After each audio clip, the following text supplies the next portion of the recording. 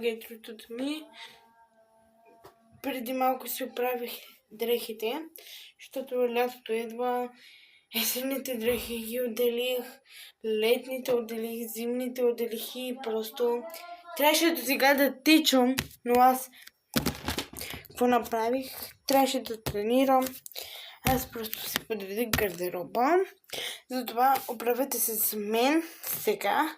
Ще не знам колко, просто часовника го оставих да се зареди. Часа може би 1:30 да се каже и обличам се и идвам. Така, хора, направо съм дошла в банята, след това ще ви покажа аутфита ти. Той е спортен, обикновен екип с спорт. И да, ще се измия лицето и идвам.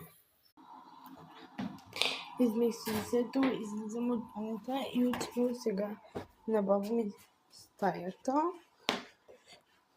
И да. И просто ще се включа след малко. Хора, и ето моя аутфит за трениране. И да. Сега си оправям прическата. Продължаваме.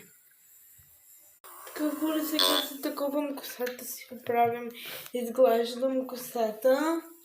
И след това си правя една прическа и идвам. Сложим този парфюм и този, извините,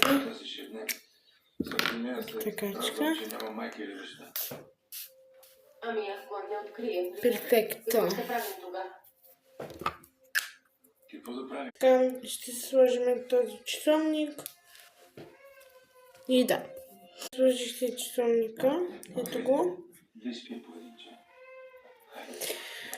Ще си измервам километрите и да, вода. Прическата ми е тази, аз се направих. Чалки за музика, няма значение. Просто да са беззични, може да са иззични. И телефон за слушане на музика. И това е като цяло. Разбира се, има ето тези черно-бели мартонки. Те са ми за фитнес и да. Ето целият ми аутфит. И отивам вече да тичам. Да. Принадлежностите като телефон, слушалки. И да. От мен, чао хора, това беше от мен. Аз отивам да тренирам. Това беше от мен.